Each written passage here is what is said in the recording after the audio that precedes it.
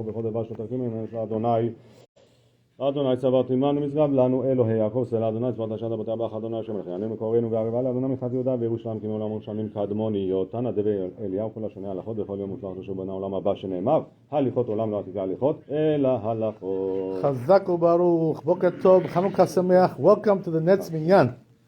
I want to tell you something interesting regarding every year. The truth is, we have to talk about this because a lot of people don't know that when you have the issue of lighting the candles on Hanukkah, you're supposed to light a tzittek kochavim. According to most poskim, you light a tzittek kochavim. What does that mean? When the stars come out. That's what it says in the Shulchan Aruch in most poskim.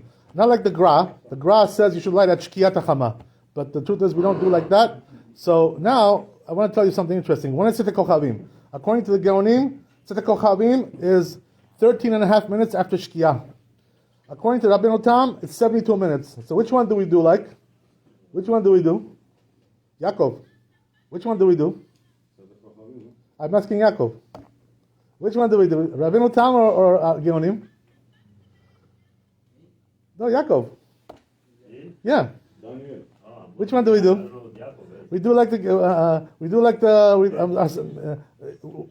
one do we do? We do like the Geonim. 13 and a half minutes, right? So now I want to tell you that therefore, what it says in the Luchot over here, the Ashkenazim, it says what?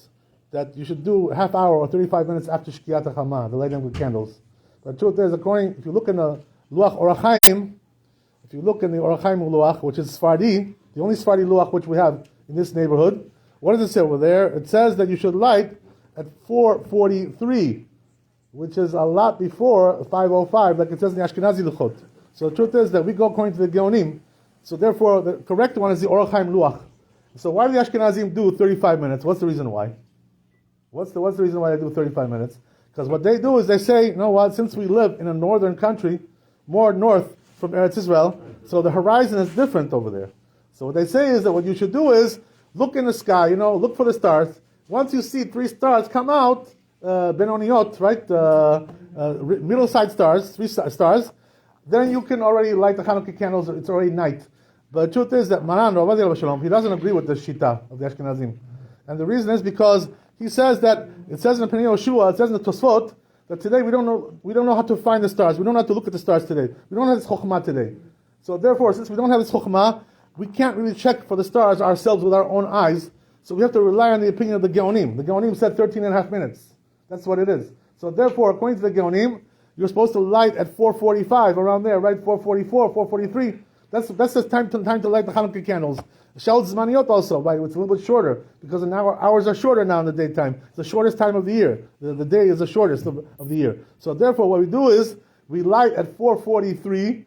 If you got home on time, by the way, which is not easy because you have to do Arbit. This is the reason why the Sefardim, the custom of the Sefardim, is that they don't say Divrei Torah between Mincha and Arbit. In Eretz Israel, by the way, they all do like this. All the Keilot.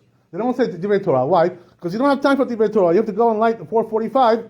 What time do you have for Divrei Torah? If you say Divrei Torah, you're going to be at home 5:15.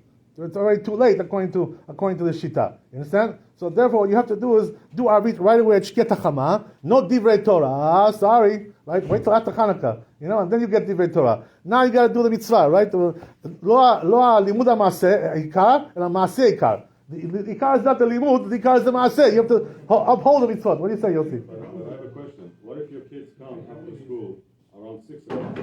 Oh. So you want to do it with the kids. You don't want to do it on time. God bless you. God bless you. Yeah, I understand what you're saying. So the truth is, Yeah, I understand. But the truth is, they probably, I'm assuming they probably mechanech them at the school. So they do light probably at the school over there. So they're getting their chinuch at the school. That's one thing. Number 2 also, that even if a person is not home, anyways, you'll say the chovah, Let's say, for instance, you went out to do business, right? And your wife was home. So she can light for you, even though you're not home. And she can light for light time. And you're going to be Yotzei the chovah with your wife.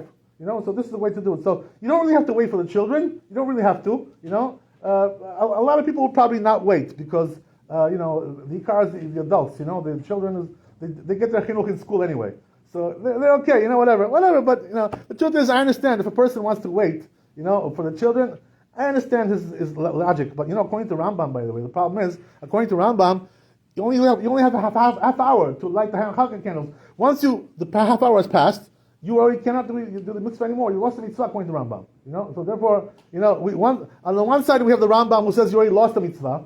On the other side we have the children. So who do we take? The children or the Rambam? Right? Probably the Rambam is better to take. So therefore, right, even though that's not the halakha, by the way, halakha is not like the Rambam, but nevertheless we should be choshesh for that lechatchila, and try to do it the first half hour if it's possible.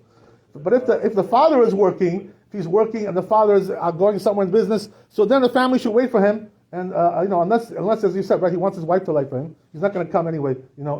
Soon he's going to come very, very late, or even maybe altogether he won't come at night. So then the wife should light for him, and he's going to be at Tzedek Chavah. They can make a phone call, do a cell phone call, and he'll answer Amen to the brachot. Right, you can answer on the phone, cell phone. Amen. That's the halakha. So therefore, this is the way you do it, right? So what I want to tell you, right, bottom line is like this, right? That always remember, the Tzita Kochavim, it gets night, according to the Shita of the Sefardim, it gets 13 and a half minutes after Shkia, not 35 minutes like the Ashkenazim do. Why? Because they wait until they see the stars. And the problem is that we can't see the stars, as we said. We don't know how to do that, number one. There's also another reason. The other reason is because we can't see the stars very well in the city. There's a lot of smog, a lot of pollution, right? And there's also a light grid. So you can't really see the stars very well. If you go upstate, the Catskills, you're going to see it much better over there. So therefore, the proper thing to do is, as soon as you get home from Arvit, light right away. Don't wait till the Shita of the Ashkenazim, because their Shita, according to our custom, is not correct. Baruch Adonai Le'olam, Amen, Amen. Chanukah Sameach.